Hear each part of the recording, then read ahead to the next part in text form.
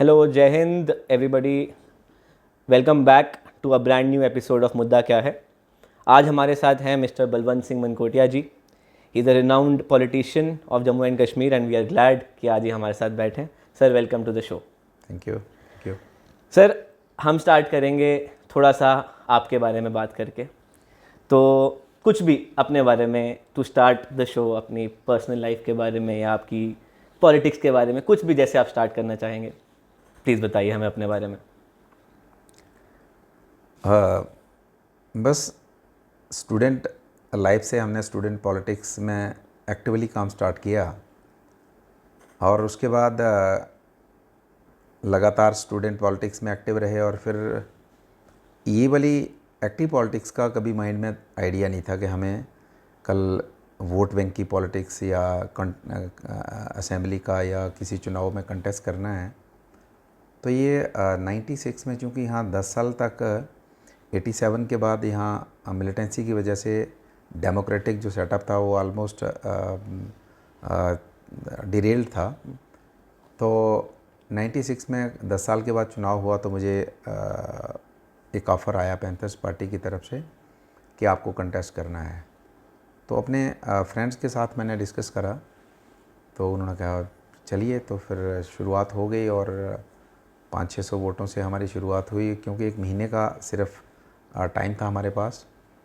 तो उससे शुरुआत हुई और फिर लगातार 6 साल तक हम फील्ड में रहे। फिर 2002 का इलेक्शन जो है लगभग 10,000 के मार्जिन से लोगों ने जितवाया। फिर इसी तरह से 8 में फिर पैंथर्स पार्टी में स्टेट प्रेसिडेंट का भी 10-12 साल प्रेसिडेंट रहने का मौका मिला। तो शुरुआत जो है हमारा बेसिकली गांव जो है वहाँ मिडल तक जो है, प्राइमरी तक एजुकेशन हमारी थी, स्कूल मिडल तक था। उसके बाद पढ़ने के लिए हम उधमपुर टाउन में आ गए। तो बस थोड़ा सा स्टूडेंट पॉलिटिक्स में एक्टिव हो गए और आते आते यहाँ पहुँच गए। सर, आप एक्स एमएलए रहे हैं, आपने काफ़ी टाइम इस पोजीशन पे उधमपुर में स्पेंड किया है। आपके नज़रिए में उधमपुर स्पेसिफिक बात करते हैं पहले, कौन से ऐसे इश्यूज़ थे, कौन से ऐसे मुद्दे थे जिन पे आपने काम किया, जिनको आपने सॉल्व किया और जिनको आप आज की डेट में भी देखते हैं कि इम्पॉर्टेंट इश्यूज़ हैं? बहुत से इश्यूज़ हैं हमारे टाउन, चूँकि बड़ा हिस्टोरिकल टाउन है उधमपुर। और यहाँ पे जब मैं आया तो सबसे पहली समस्या जो है लोगों की, ये पीने के पानी की जो है व्यवस्था, जो पीने के पानी की जो सप्लाई थी, इसका बहुत, ये सिस्टम बिल्कुल चरमराया हुआ सिस्टम था। तो ये लोगों का, ये पहली तो डिमांड थी, ये थी। फिर उसके बाद जब हमें मौका मिला तो हमने लगभग 28-29 करोड़ का एक प्रोजेक्ट हमने सैंक्शन करवाया, जिससे उधमपुर टाउन में पानी ऑलमोस्ट काफ़ी बेहतर हो गया। और हमारे सराउंडिंग्स के जो इलाके हैं वहाँ भी पानी की समस्या, और काफ़ी वहाँ पे भी काम किया और काफ़ी इम्प्रूव किया। लेकिन उसके बाद आज मैं देखता हूँ कि फिर उसी हालात में है कि उधमपुर टाउन या सराउंडिंग्स जो हैं गांव, तो पानी की वही हालात है जो हमने 2002 में देखी थी। इम्प्रूव होने के बावजूद भी अब उसको मैनेजमेंट में कमी है, कहाँ कमी है, लेकिन अब उसी तरीके का देखने को मिलता है। तो उसमें फिर से काम करने की ज़रूरत है। इसी तरह से अगर हम बात करें टाउन की, पिछले दिनों अगर आप देखा होगा, पिछले 2-3 वर्षों से टाउन के अंदर एक सीवरेज का प्रोजेक्ट चल रहा है, जिसको देविका प्रोजेक्ट के नाम से जाना जाता है। तो उस प्रोजेक्ट की वजह से हमारा टाउन बिल्कुल, हर गली, हर हमारा सड़क जो है उखाड़ के रखी है और मतलब बहुत दयनीय हालत में हमारा टाउन है। तो उस पर अभी फोकस करने की ज़रूरत है। पिछले दिनों तो खैर ये तो ओवरऑल पूरे स्टेट की बात करें को जो पावर क्राइसिस रहा, और ख़ासकर गर्मियों के दिनों में बिल्कुल। इसकी बहुत बड़ी दिक्कत जो है लोगों को देखने को सामने आ रही है। फिर बात करें यहाँ पे हेल्थ केयर फैसिलिटीज़, अगर हमारा डिस्ट्रिक्ट हॉस्पिटल है, तो इसमें भी जिस लेवल पे हमें मैन पावर या बाकी फैसिलिटीज़ जो मिलनी चाहिए थी, उसमें कहीं ना कहीं अभी भी काफ़ी कमी है। लेकिन अभी हमारा मेडिकल कॉलेज सेंक्शन हुआ है, तो फोकस यही रहेगा गवर्नमेंट के ऊपर भी, हमारा प्रेशर पब्लिक का यही है कि जल्द से जल्द उसको स्टार्ट किया जाए। तो हमारा, चूँकि अगर आप उसकी बिल्डिंग बनाने जाओगे तो इसमें टाइम लगेगा, तो हमने कहा डिस्ट्रिक्ट हॉस्पिटल के अंदर ही आप इस साल से आप स्टार्ट कर लीजिए, ताकि थोड़ी हेल्थ केयर फैसिलिटीज़। गांव की बात करें तो गांव के अंदर अभी भी हमारे बहुत से हेल्थ इंस्टीट्यूशंस हैं जहाँ पे स्टाफ की कमी है, डॉक्टर्स की कमी है, यहाँ पे मेडिसिन्स की कमी है। स्कूल एजुकेशन की बात करें तो टाउन हो या टाउन में तो फिर आपको स्टाफ वगैरह मिलेगा, लेकिन टाउन के बाहर जितने भी स्कूल्स हैं तो आप अक्सर देखते हैं कि वहाँ पे हर दिन बच्चे सड़कों पे होते हैं, बच्चे प्रोटेस्ट करते हैं, बच्चे डिमांड करते हैं कि हमारे पास प्रॉपर जो है स्टाफ नहीं है। तो इसी तरह से बात करें कि हमारी अनएम्प्लॉयमेंट भी हमारे टाउन या इस एरिया की अनएम्प्लॉयमेंट भी बहुत बड़े पीक पे है। हालांकि यहाँ पे एक ट्राई किया गया कि एक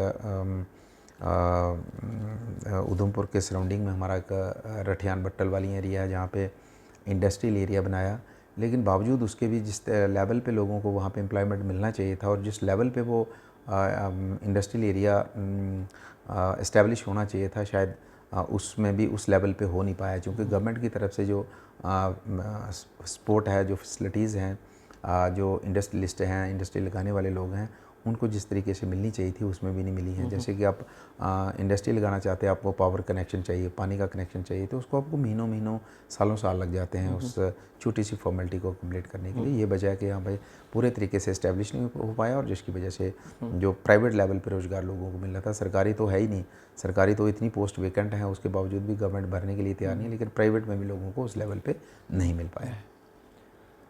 तो इसी पे सर मैं एक और सॉर्ट ऑफ काउंटर क्वेश्चन करूँगा कि अराउंड 12 इयर्स आप यहाँ के एमएलए थे, पैंथर्स पार्टी पावर में थी, उधमपुर में तो एक नोन क्वांटिटी रही है पैंथर्स पार्टी हमेशा से। तो जो आप ये प्रॉब्लम बता रहे हैं, ये सर ये क्या वो प्रॉब्लम्स हैं जो आपने एड्रेस करी थी और पिछले 10 साल में, क्योंकि 12 से 22 में वापस निकल के आई हैं, उनमें इश्यूज़ नए आए हैं? अगर आप कैसे इश्यूज़ रहे हैं? जी, जैसे देखें कि जैसे 12 साल तक हम एमएलए रहे, तो और उधमपुर टाउन में अगर कभी भी आप जाके लोगों से चर्चा करेंगे तो यहाँ पावर कट्स नहीं थे। पानी काफ़ी मतलब 90% एरियाज़ में पानी की बेहतर जो है ड्रिंकिंग वाटर फैसिलिटीज़ थी।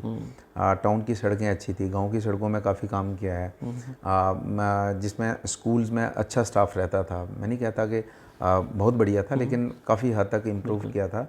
अब आप कहेंगे कि उस टाइम स्टाफ था तो आज क्यों नहीं है? तो उसका कारण मैं बताता हूँ कि उस टाइम जब जो टीचर्स थे, जो स्टाफ के लोग थे, वो रिटायर होते गए और नया पोस्ट जो है भरी नहीं, वो नए लोग लगाए नहीं, तो उसकी वजह से ज़्यादा हमारे स्कूल खाली हो गए हैं। या इसी तरीके से मेडिकल या हेल्थ जो इंस्टीट्यूशन है उसमें भी इसी तरीके की प्रॉब्लम है। तो काफ़ी कोशिश करी थी, हालांकि हम पावर में नहीं कह सकते, क्योंकि एक एमएलए बनना पावर नहीं होता जब तक आपकी पूरी गवर्नमेंट ना हो। तो आप जब आपके पास कैबिनेट नहीं हो, असेंबली के अंदर मेजॉरिटी ना हो, तो आप पूरे तरीके से बड़े लेवल के फैसले नहीं कर सकते। अब छोटी मोटी गली वली सड़क बनाना तो छोटी बात है ना, लेकिन बड़े फैसले जो पॉलिसी मेकिंग है वो तो असेंबली के अंदर होगा या आपको कैबिनेट के अंदर होगा, तो वो तो उसमें तो कभी मौका नहीं मिला हमें। बिल्कुल सर पैंथर्स पार्टी की मैंने नाम लिया और अब आपने आम आदमी पार्टी ज्वाइन कर ली है, तो what is the future of panthers party? और ये डिसीजन जो लिया गया इसमें, क्योंकि मैं उधमपुर में रहा हूँ तो मुझे पता है कि इस पार्टी का कितना नाम था, यहाँ पे नाम है भी यहाँ पे। तो सर ये डिसीजन कि पैंथर्स पार्टी छोड़ना जाए और बाकी भी आपके कोलीग्स पैंथर्स पार्टी के छोड़ के आम आदमी पार्टी में ज्वाइन किए हैं, ये डिसीजन मेकिंग कैसे हुई? और लोग बहुत क्यूरियस हैं, आजकल काफ़ी बातचीत चल रही है इस बारे में। डेफिनेटली एक बहुत बड़ी पुरानी पार्टी और जिसके साथ हमने बहुत लंबे समय तक काम किया, और बिल्कुल अगर बात करें तो आज वो एक बड़ी मतलब बड़े एक असमंज की स्थिति में उस पार्टी की जो बाकी टीम है, और पार्टी जिसको मैं कहूँगा कि काफ़ी मुश्किलात में है, ठीक है सर, तो आम आदमी पार्टी के बारे में थोड़ा बात करते हैं, क्योंकि बहुत ही चर्चित पार्टी है नेशनल लेवल पे भी, बहुत ऐसी पार्टी है जिससे बहुत ज़्यादा एक्सपेक्टेशंस हैं जो बाकी पार्टी से नहीं भी होती हैं। तो जम्मू में या जम्मू कश्मीर के यूनियन टेरिटरी में आपने आम आदमी पार्टी ज्वाइन की है, तो क्या फ्यूचर या क्या एक्सपेक्टेशंस के साथ आपको लगता है उतरी है आम आदमी पार्टी?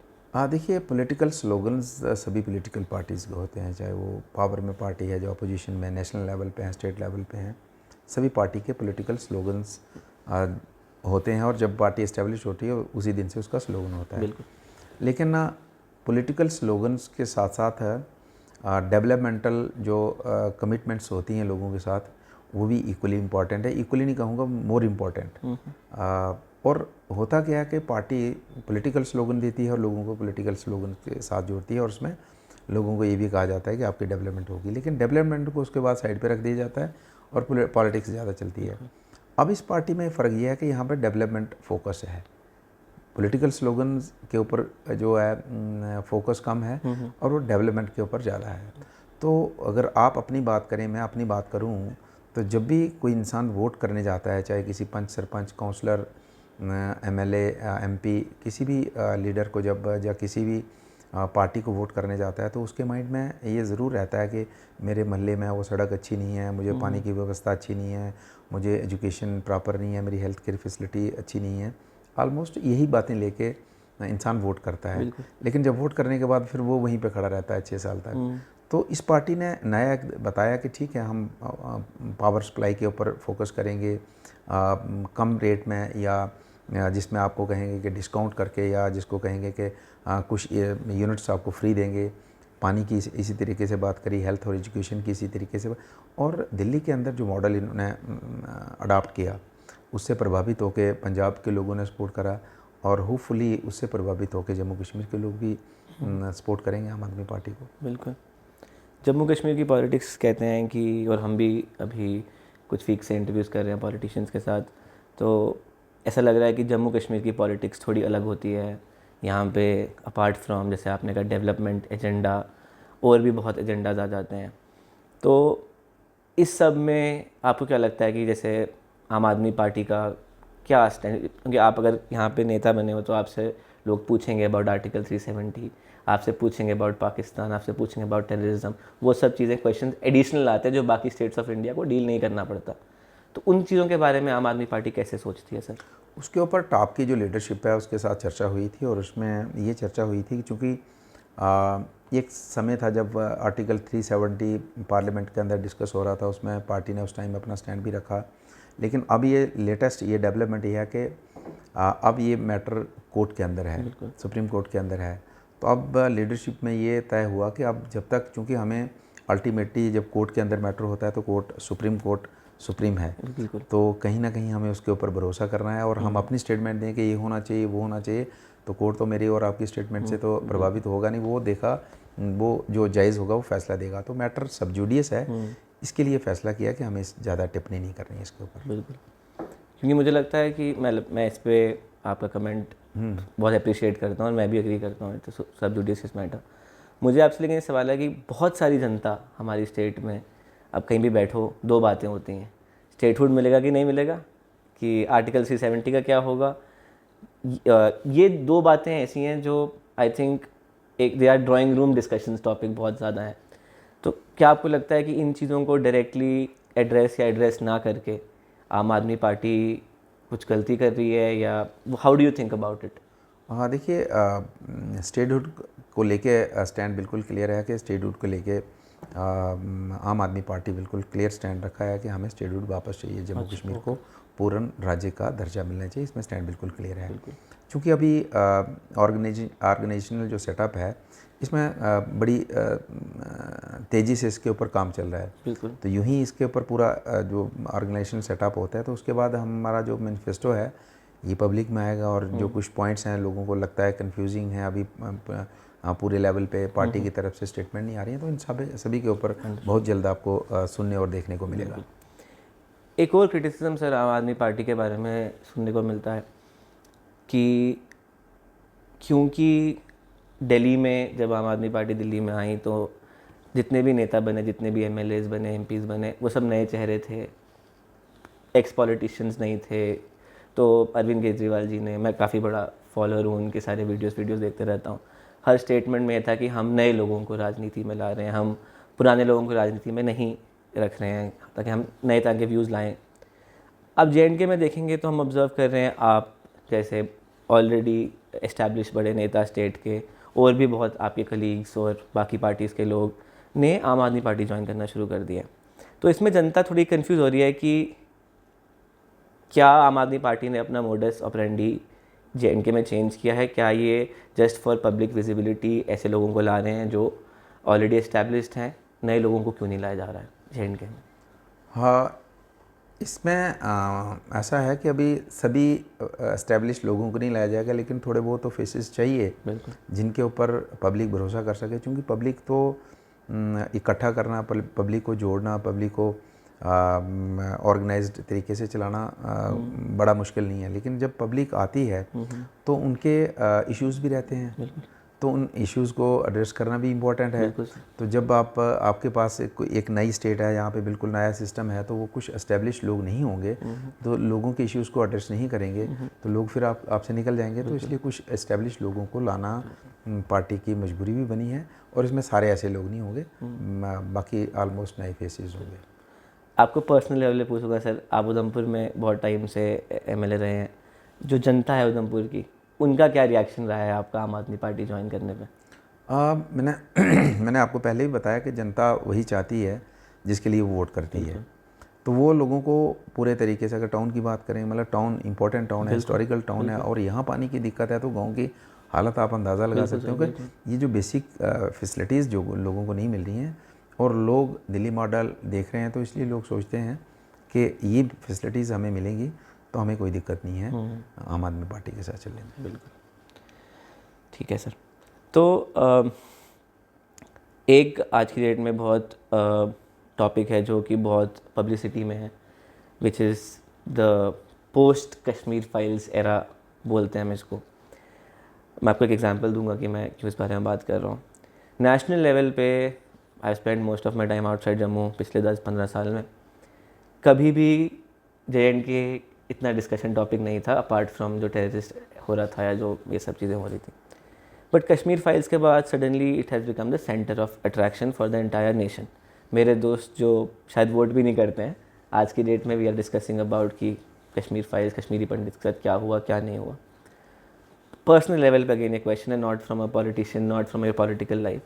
आपके हिसाब से जो ये यहाँ पे हुआ, एंड लेट्स से आप गवर्नमेंट में आते हैं, कैसे देखेंगे आप इस एजेंडा को, अभी कैसे देखते हैं, और इसका रुझाव या इसके नेक्स्ट स्टेप्स कैसे रहेंगे सर?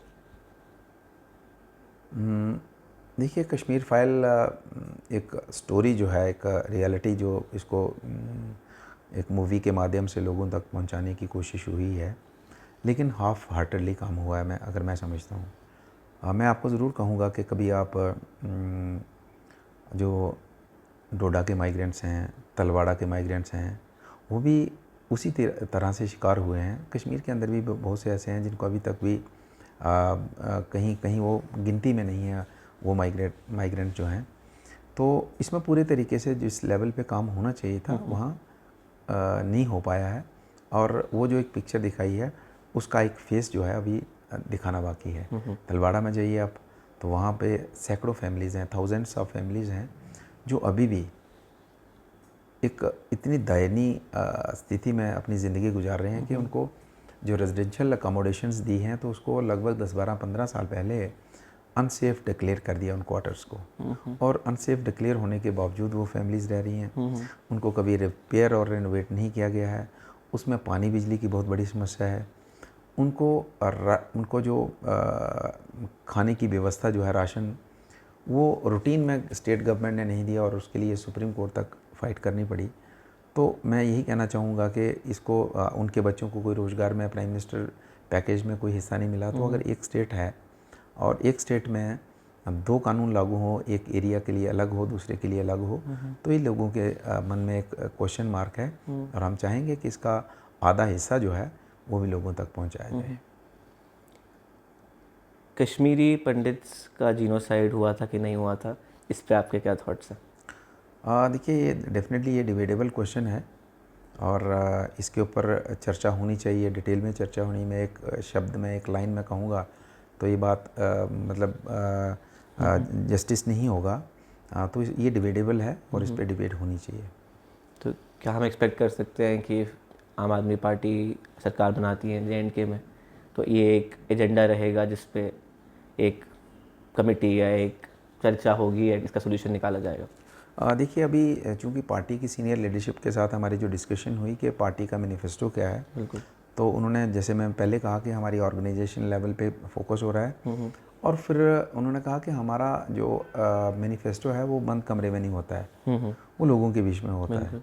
तो लोगों के बीच में जाएंगे और लोगों के जो इश्यूज़ होंगे वो इश्यूज़ लेके और उसमें जो जेन्युइन इश्यूज़ हैं उनको लेके एक मैनिफेस्टो बनाया जाएगा और उसी ऊपर सरकार बनने के बाद काम होगा। ठीक है सर, आप पहले एमएलए हैं जिसने डोगरी में अपना क्या बोलते हैं अपनी ओथ ली थी। पहले तो कंग्रेचुलेशंस फॉर दैट, क्योंकि एक बहुत बड़ी चीज़ है, हिस्टोरिक चीज़ है। अभी कुछ दिन पहले आई थिंक कल या परसों गूगल ट्रांसलेट में Dogri has been added as a language. It's a proud moment for us. ये भी एक आज की डेट में बहुत बड़ा डिबेट टॉपिक है, डोगरी की प्रेजेंस इन द एंड के लूजिंग इंटरेस्ट ऑफ यंगस्टर्स, जैसे मुझे ऑनेस्टली स्पीकिंग समझ आती है, बोलना नहीं आती है।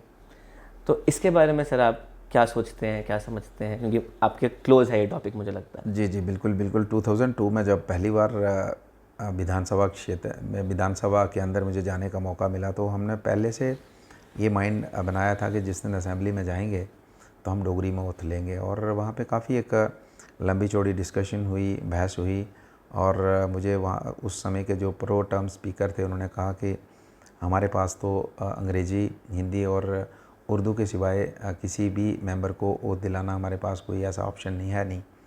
तो जब मैंने उनको जम्मू कश्मीर के संविधान की वो लाइन पढ़ाई जिसमें ये लिखा था कि जो मेंबर ये कहता है कि मेरी हिंदी, अंग्रेज़ी या उर्दू शुद्ध नहीं है, उसकी प्रोनाउंसिएशन परफेक्ट नहीं है, तो वो अपनी मातृभाषा में ले सकता है ओथ। तो जब वो उनको पढ़ा तो उनके पास ऑप्शन नहीं था, तो उन्होंने कहा भाई हमने फॉर्मेट तैयार नहीं किया है। तो मैंने कहा फॉर्मेट में जो घर से लेके आया हूँ। तो उसके बाद वो ओथ हुई और पहला मौका था कि जम्मू कश्मीर की असेंबली में डोगरी में आवाज़ गूंजी है। और जो आपने बात कही कि डोगरी के ऊपर, बिल्कुल ठीक कहा कि जिस तरह से डोगरी के ऊपर काम होना चाहिए था। प्राइमरी लेवल पे आप देखेंगे डोगरी कहीं नहीं पढ़ाई जाती है। मिडिल लेवल पे, हाई स्कूल लेवल पे इसको पढ़ाया नहीं। फिर कॉलेजेस के अंदर आपका सब्जेक्ट रखा है, आपके टीचर्स कॉलेज में मिलेंगे कि कॉलेज में प्रोफेसर मिलेगा ये डोगरी का प्रोफेसर है। तो जब आप मतलब आप बेस ही आपका है नहीं तो आप कॉलेज में या किसी हाई सेकेंडरी में ढूंढने जाओगे कि वहाँ पे आपको स्टूडेंट मिलेंगे तो वो कैसे होगा। और फिर स्टूडेंट सिर्फ पढ़ने के लिए एक इंटरेस्ट जो होता है ना, उसके ऊपर रिसर्च करना, उसके ऊपर काम करना। और डोगरी भाषा जो है देश के अंदर जितनी भी भाषाएं हैं सबसे मीठी ज़बान है। इसको तो प्राइम मिनिस्टर साहब ने भी पिछली बार जब आए तो उन्होंने कहा, और देश के अलग अलग कोनों में भी चर्चा होती है कि सबसे मीठी भाषा अगर कोई है तो डोगरी लैंग्वेज है। हमने इसके ऊपर भी चर्चा करी कि जब नोटबंदी हुई 2016 में, तो उस समय हमारी भाषा जो है, जो लैंग्वेज, ये 8th शेड्यूल में इसको दर्जा मिल चुका था। और 8th शेड्यूल में जब इसको दर्जा मिला तो उस टाइम हमारे नोट के ऊपर जो रिकग्नाइज लैंग्वेजेस हैं वो लिखी जा चुकी थी। तो बीच में नोट वापस करके लिखना, करेंसी वापस लेके लिखना मुश्किल था। लेकिन लोगों में ये भी है कि 2016 में नोटबंदी हुई और नए नोट आए तो उसके ऊपर फिर से हमारी डोगरी भाषा का जिक्र नहीं हुआ। ये भी लोगों के अंदर अभी सवाल है, ये क्वेश्चन है सरकार के प्रति कि हमारी भाषा को फिर एक बार फिर से दरकिनार क्यों किया गया। तो इसमें बड़ी काम करने की ज़रूरत है। और अक्सर मैं एक बात रिपीटेडली बड़ी बार बोलता हूँ कि एक बार मैं कोई आर्टिकल पढ़ रहा था, शायद इंडियन एक्सप्रेस में था, तो उसमें उन्होंने लिखा था कि जिन्होंने इसके ऊपर काम किया था, जिन्होंने लिखा था, कहते मैं एक दिन जम्मू यूनिवर्सिटी में गया और वहाँ पे मैंने किसी टॉपिक के ऊपर स्टूडेंट्स के कुछ व्यूज़ लेना चाहता था। तो अलग अलग डिपार्टमेंट के बाहर जब मैं गया तो कहते बच्चों को बुलाया, स्टूडेंट्स को बुलाया, तो उन्होंने अपना स्टेटमेंट दिया। कहता जब डोगरी डिपार्टमेंट के बाहर पहुँचे तो बच्चे मुझे देख के आगे पीछे होने लगे स्टूडेंट्स। तो अक्सर आखिरकार मैंने एक स्टूडेंट को पकड़ लिया, क्या बात है, आप क्यों आगे पीछे हो रहे हो। कहते जी हमें शर्म आती है, हम डोगरी मतलब डोगरी में पोस्ट ग्रेजुएशन कर रहे हैं। तो मुझे बात बड़ी खली कि देखिए आप अपनी भाषा, उसके लिए बताना आपको लगता है कि मैं गलत हूँ, और मतलब अपनी भाषा को प्रमोट करना, उसके लिए ये एक हमारे अंदर जो भावना ये पड़ गई है कि जो डोगरी बोलता है, जो बच्चा डोगरी बोलेगा उसको हम बड़े डाउन ग्रेडेड कोई फैमिली है, पोर फैमिली है, जिसका कोई उसको हम अदरवाइज़ लेते हैं, जबकि उसको थोड़ा सा इनकरेज किया जाना चाहिए। तो बिल्कुल इसमें मैं कहूँगा सिर्फ इसका गवर्नमेंट के ऊपर ही हम पूरी रिस्पॉन्सिबिलिटी उसकी फिक्स नहीं कर सकते। कहीं ना कहीं मेरी और आपकी भी जिम्मेदारी बनती है कि हम अपने घरों से शुरू करेंगे तो ज़रूर इस डोगरी को प्रमोट करने में हम सब का अगर रोल होगा तो डोगरी को एक स्थान मिलेगा आने वाले समय में। बिल्कुल। इसमें ये भी होता है सर, जैसे अगर आप लैंग्वेज स्टडीज़ में देखो तो कई बार ऐसा देखा गया है पास्ट में, हिस्ट्री में, कि लोगों की कम्युनिटीज़ ख़त्म हो गई हैं, रिलीजन ख़त्म हो गया है, या उसका वो डायलैक्ट सब कुछ ख़त्म हो गया, बट लैंग्वेज ख़त्म नहीं होती है। क्योंकि लैंग्वेज एक ऐसी चीज़ है जो by nature by verbal communication transfer होती है फ्रॉम जनरेशन टू जनरेशन। जी तो चाह के भी उससे पीछे भागना या उसको वो करना is not the right option. And अपने व्यूअर्स के लिए भी हम ये आई थिंक सर का मैसेज पहुंचाना चाहेंगे कि we should be proud speakers, और काश मैं डोगरी में बोल पाता, बट अभी के लिए जैसे आपने कहा हमारे प्राइमरी स्कूल्स में, सेकेंडरी स्कूल्स में नहीं था, तो हमारी ऊपर जनरेशन की भी रिस्पॉन्सिबिलिटी थी हमें सिखाएं, बट शायद कहीं ना कहीं वहाँ पे चूक हो गई। सर उधमपुर में मैं पिछले 28 ईयर्स का मैं 28 ईयर्स से आ रहा हूँ। एक जो टॉपिक मुझे लगता है, एंड जो आपने सारे मुद्दे बोले वो तो सब अप्रिशिएटेड और एस्टैब्लिश्ड मुद्दे हैं, उधमपुर की फेस लिफ्टिंग पे काम नहीं हुआ है सर। जी बिल्कुल ठीक कहा आपने। मैं एक लास्ट लाइन में से बोलूँगा जी। लास्ट वीक में 1 साल बाद उधमपुर आया तो मुझे लगा मैं 20 साल पीछे आ गया, तो मुझे काफ़ी ख़राब लगा सर। तो आपका क्या कहना है इस पर काम क्यों नहीं हुआ? बिल्कुल ठीक कहा आपने। इसका फेस लिफ्टिंग का हमने एक शुरुआत करी थी, जिसे आपने देखा होगा, जैसे मेरे टन्नूर में जो आपका पेट्रोल पंप है सेंटर वाला दोमेल में, वहाँ से लगभग सलाथिया चौक तक रोड की वाइडनिंग हुई और उसके बाद नीचे फिर काम रुक गया। तो फंड्स का अभाव रहता था, तो इसकी वाइडनिंग का एक यही था कि अभी जैसे आप फुटपाथ साइड पे बने हैं, अब आप थोड़े दिनों में गए हैं कि नहीं, हमारा यही था कि इसको डिवाइडर लगा के और अच्छी लाइट्स वगैरह लगा के, और इसका एक तो हमारी ट्रैफिक जैम की जो समस्या है उससे लोगों को निजात मिल सके। साइड में चलने वाले लोग जो हैं, जो सड़क के किनारे चलते हैं, अक्सर एक्सीडेंट होते हैं और कुछ लोग तो मारे जाते हैं, कुछ अंगहीन हो जाते हैं, तो उसके लिए फुटपाथ बनना चाहिए। तो ये हमारा प्रपोज़ल था और इसमें प्रपोज़ल पे काम हुआ, लेकिन उसके बाद गवर्नमेंट बदल गई और जो हमारा प्रोजेक्ट आधा अधूरा रह गया। लेकिन इस पे मैं कहूँगा कि जब भी हमारी कहीं किसी लेवल पे मीटिंग होती है तो हमारा फोकस रहता है ऑफिसर्स के साथ कि इस प्रोजेक्ट को कंप्लीट कीजिए। एटलीस्ट ये वाला पोर्शन हम चाहते हैं कि यहाँ से जो गड़ी रैम्बल वाला पोर्शन है, जो ये MS वाला पोर्शन है, इसको भी इसी तरीके से वाइडिंग करके और इसमें डिवाइडर लगा के और लाइट वाइट लगा के, अच्छा ये क्योंकि दोनों एरियाज़ हैं हमारे, वो वाला पोर्शन और ये फेस लिफ्टिंग यही है हमारे शहर की, तो इसके ऊपर हमने कोशिश करी है और दोबारा मौका मिला तो ज़रूर इसको कंप्लीट करेंगे। बिल्कुल सर। एक और एजेंडा है जो आजकल क्या मतलब हमेशा से ही है, बट आजकल और लाइमलाइट में है। JNK में बहुत सारी नई पार्टी आ रही हैं। JNK अपनी पार्टी, एकजुट जम्मू, आप आम आदमी पार्टी भी एक नई एंट्रेंट है JNK पॉलिटिक्स में, बट फिर भी नेशनल लेवल पे एक एस्टैब्लिश पार्टी है। जो ये नई पार्टीज़ का आना JNK पॉलिटिक्स में, apart from BJP, Congress, PDP, NC, आप as a politician, as an active member of this community, आप कैसे देखते हैं उसको और क्या रीज़न है इसका ये सब होने का? ऐसे देखिए, पहले तो ये है कि डेमोक्रेसी में ज़्यादा बेहतर रहता है कि आपको ऑप्शन ज़्यादा मिले, वोटर्स को ऑप्शन ज़्यादा मिलने चाहिए। एक ही या दो पार्टी सिस्टम तो है यहाँ चल भी नहीं पाता और है भी नहीं हमारे। तो यहाँ पे डेमोक्रेसी में जितनी लीडरशिप को होगी डिफरेंट पार्टीज़ में होगी, तो लोगों के पास एक बेहतर विकल्प होगा, बेहतर ऑप्शन मिलेगा कि आप इसमें से 2, 4, 5, 10 लोग हैं, तो इसमें से कौन सा बेस्ट है और किसको आप चुनना चाहते हैं। तो मुझे लगता है कि ये डेमोक्रेसी के लिए, हेल्दी डेमोक्रेसी के लिए अच्छा है। इसमें से काफ़ी ऐसी पार्टी हैं जिनको उनके खुलने से ही, उनका जैसे वो स्टार्ट कर रहे हैं, उनका नाम दे दिया गया कि ये जम्मू की पार्टी है, ये कश्मीर की पार्टी है, ये हिंदुओं की पार्टी है, ये मुसलमानों की पार्टी है। ये वाली पॉलिटिक्स कब ख़त्म होगी JNK में सर आपके हिसाब से? जब लोगों को ये बराबर फैसिलिटीज़ मिलेंगी, जो बेसिक ज़रूरतें हैं उनकी, तो सभी को बराबर मिलेंगी, तो फिर इसकी ज़रूरत नहीं पड़ेगी। सही बात।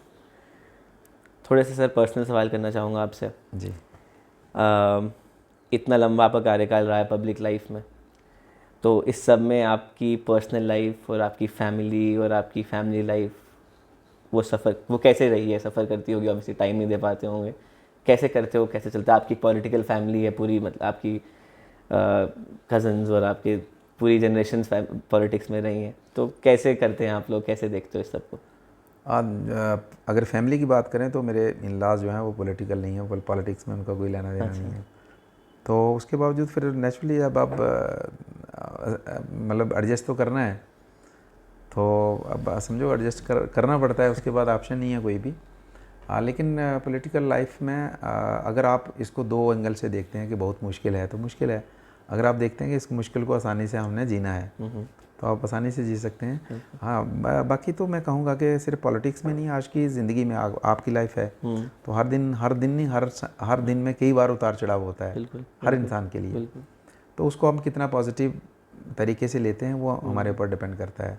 संकट है तो चीखते चलाते रहेंगे, संकट है, संकट है, संकट तो है, उसको आसानी से उसको लाइटली उसको कंसिडर करते हैं, हल्के से लेते हैं, तो आप उसको आराम से उसको संकट को पार कर सकते हैं।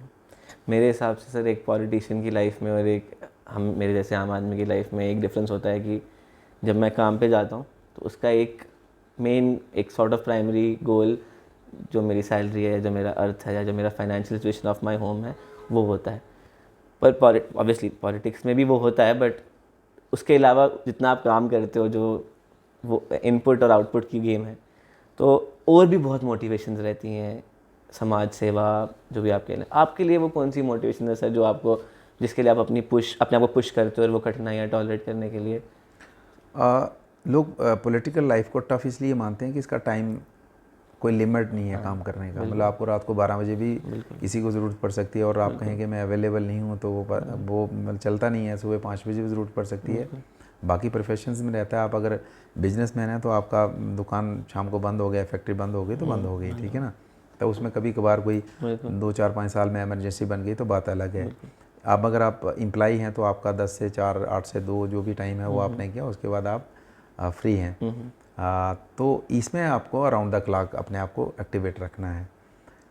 दूसरा आपने ये कहा कि मोटिवेशन, तो मैं आपको कहूँगा बेसिकली अगर मैं अपने अंतरात्मा से आपको बताऊँ, अंतरात्मा को पूछता हूँ, तो मैं बेसिकली टोटल नॉन पॉलिटिकल आदमी हूँ। मैं बेसिकली एक सोशल एक्टिविस्ट हूँ और जब भी कोई सोशल काम करते हैं तो बहुत अच्छा लगता है, बहुत अच्छा लगता है। तो अगर मैं अपना शुरुआती जीवन देखूँ तो मैंने वहीं से स्टार्ट किया। हमारी एक NGO डोगरा क्रांति दल 1996 में हमने उसकी फाउंडेशन रखी और उसके प्लेटफॉर्म से हम लगातार काम करते रहते हैं। जैसे फॉर एग्जांपल अभी तक हमने कोई 23 ड्रग्स मैराथन अगेंस्ट ड्रग्स हमने करवाई हैं। ये उधमपुर के अंदर हो, जम्मू के अंदर हो, कठुआ के अंदर हो। लगभग 8000 के करीब हमने यूथ को ओथ दिला के मोटिवेट किया है कि ड्रग्स के अगेंस्ट। इसी तरीके से कोविड में हमारी टीम ने बहुत काम किया। जैसे डिस्ट्रिक्ट हॉस्पिटल है, 6 महीने के लिए फ्री लंगर की व्यवस्था की है। उसमें एक फ्री एम्बुलेंस, खासकर उन पेशेंट्स को जो डिलीवरी वाले पेशेंट थे, क्योंकि जितनी भी एम्बुलेंसेस थी वो सारी कोरोना पेशेंट्स के लिए लगी थी, तो उनके पास नहीं थे। हमने अपनी एक प्राइवेट तैयार करके उन पेशेंट्स की हेल्प करी है और उसमें हमने मतलब free of cost, total free of cost. इसी तरीके से हमने सैनिटाइज़र टनल, जिसका हमें कंसेप्ट नहीं था, हमने गूगल में सर्च करके, अभी एडमिनिस्ट्रेशन ने जब लगाए तो उससे 1 महीना पहले हमने डिस्ट्रिक्ट हॉस्पिटल में लगवा दिया, जहाँ पे ज़्यादा रश रहता है। हमारा देविका घाट है, वहाँ संस्कार के लिए हर दिन 200, 400, 500, 1000 लोग आते हैं, तो ऐसे स्टेशंस के ऊपर हमने लगाए हैं। तो इस तरीके से हमने कोविड के दिनों हमने घर में कोई 1 हफ़्ता बैठे थे और उसके बाद हम फील्ड में चले गए और लगातार फील्ड में रहे। तो इसी तरीके की डिफरेंट, जैसे अगर गरीब बेटियां होती हैं तो लगभग 2000 गरीब बेटियों की शादियों में हमने सपोर्ट करी है। मैं नहीं कहूँगा कि पूरी करवाई है, लेकिन सपोर्ट करी है। तो इस तरीके से सोशल एक्टिविटी हमारी चलती रहती है और अच्छा लगता है। ब्लड डोनेशन है, मैंने अपना ब्लड 18 टाइम मैंने ब्लड अपना डोनेट किया है। Wonderful sir. पॉलिटिक्स और ये सब सोशल एक्टिविज़म, एक क्वेश्चन जो मेरे को भी रहता है कई बारी और काफ़ी मेरी एज के यंगस्टर्स को रहता है जिनको सोशल एक्टिविज़म या पॉलिटिक्स या कुछ करने का एक मन रहता है, वो रहता है कि यार अगर मैं ये सब करूँगा तो मेरा घर कौन चलाएगा, वहाँ मैं अपनी इनकम कैसे मैनेज करूँगा, अगर जैसे आपने कहा फुल टाइम काम है सर, तो आप हम मेरे जैसे या हम जैसे लोगों को कैसे मोटिवेट करना चाहेंगे, क्या सोल्यूशन देना चाहेंगे इस फंडामेंटल प्रॉब्लम का कि आप अपनी इनकम और अपने सोशल काम कैसे मैनेज करें? हाँ, बहुत बहुत ही आज के इस समय में एक युवा के दिल में जो क्वेश्चन है, ये मुझे लगता है कि देश के हर युवा के माइंड में ये सवाल होगा कि मैं भी कुछ करना चाहता हूँ, लेकिन मैं मेरी जो पर्सनल जो प्रॉब्लम है, फाइनेंशियल प्रॉब्लम है, जिसकी वजह से मैं कर नहीं पाता हूँ। बहुत बढ़िया है। देखिए, इसमें मैं यही कह सकता हूँ कि मैनेज करना पड़ेगा। क्योंकि अगर मैं अपनी अगर आपको बात बताऊं तो जब मैंने पहला इलेक्शन 2002 में जीता तो मेरे अकाउंट में लगभग 1 लाख रुपया था। तो जो मेरे साथ जितने यंगस्टर्स थे तो सभी कहने लगे कि भाई मार्केट में जो चर्चा है कि इलेक्शन के कंपटीशन में हम हैं, लेकिन फाइनेंशियल प्रॉब्लम है, कहाँ से पैसा आएगा। तो हालांकि मैंने झूठ बोला और मैं उसको मानता हूँ, मुझे झूठ बोलना पड़ा। तो मैंने जब उनकी आपस में 2-3 दिन से चर्चा चल रही थी तो मैंने पूछा भाई बात क्या है। कहते जी कुछ बड़ा सीरियस मैटर है, आपसे डिस्कस करना है। जो हमारे कोर ग्रुप के लोग थे, हमारी एज ग्रुप के थे सभी, तो इलेक्शन में तो उन्होंने भी पहले लड़वाई नहीं थी ना लड़ी थी। तो मैंने कहा बताइए, शाम को मीटिंग हुई, कहते जी ऐसे ऐसे है, बाकी तो सब ठीक है, लेकिन फाइनेंस कहाँ से आएगा। तो मैंने कहा आपको क्या लगता है कितना फाइनेंस होना चाहिए इलेक्शन जीतने के लिए। तो उन्होंने कहा जी कम से कम 10 लाख तो होना चाहिए। मैंने 10 लाख तो मेरे अकाउंट में पड़ा है, अगर इससे ज़्यादा चाहिए तो मुझे थोड़ा सा समय दीजिए आप। 10 लाख मेरे अकाउंट में पड़ा है। मुझे झूठ बोलना पड़ा उनको, उनका जो मोराल उसको बूस्ट करने के लिए, हायर रखने के लिए उसको। हाँ, उन्होंने कहा नहीं हमें भरोसा। मैंने कहा अगर आप चाहते हो तो मैं कल मेरे साथ मेरे बैंक में जा सकते हो, मैं अपना अकाउंट आपको, कहना नहीं आपको आपके ऊपर भरोसा है ना। मैंने कहा है। तो मैंने आपको एग्जांपल दे दी कि, और फिर आपको इंटरेस्टिंग ये था कि वो 1 लाख रुपया इलेक्शन के बाद भी मेरे अकाउंट में बचा रहा। अच्छा, मुझे ज़रूरत नहीं पड़ी, लोगों ने सपोर्ट करी। तो अगर मैं ये सोचता कि मुझे 10 लाख रुपया इकट्ठा करना है और उसके बाद मुझे इलेक्शन लड़ना है और फिर मुझे जीतना है, तो शायद आप आज तक भी इलेक्शन नहीं लड़ पाता और जीत नहीं पाता। बिल्कुल सही बात। तो लाइफ में कई बार बोल्ड डिसीजन लेना पड़ते हैं, और कोई डिसीजन ऐसा होता है जिसमें आप डिफीट आपको मिल सकती है, और कोई डिसीजन होता है जिसमें आपको सक्सेस मिलती है। तो डिसीजन लेना पड़ता है, इंतज़ार नहीं करें। इंतज़ार करेंगे तो समय निकल जाएगा। डिसीजन लेना करता है और मैनेज करना पड़ता है। मतलब जो सिचुएशन है उसी में आप अपने आप को मैनेज करना है। सिचुएशन बदलने का इंतज़ार करेंगे कि ये 2 साल बाद 5 साल बाद फलां सिचुएशन आएगी फिर मैं बदलूंगा, तो नहीं होगा। इसी सिचुएशन में अपने आप को हैंडल करना है, मैनेज करना है। बिल्कुल नहीं, आई थिंक दिस, आप पहले ऐसे, और मैं ओपनली बोल सकता हूँ, आप फर्स्ट ऐसे पॉलिटिशियन हो जिससे हमने बात करी और जिसने पॉइंट ब्लैंक इसका आंसर दिया है, वरना हमें इसका सीधा आंसर अभी तक नहीं मिला था इस सवाल का। तो थैंक यू फॉर दैट। ठीक है, I think sir, thank you so much for your time. It was a pleasure talking to you. बहुत मज़ा आया आपसे बात करने का। बेस्ट ऑफ लक आपके इलेक्शंस के लिए। होपफुली इलेक्शंस हो जाएंगे इस साल या अगले साल, और हमारी तरफ से शुभकामनाएं उसके लिए। Thank you so much. Thank you very much. और आप स्पेशली आए, और आप दोनों का दिल की गहराइयों से हम धन्यवाद करते हैं। Thank you. Thank you.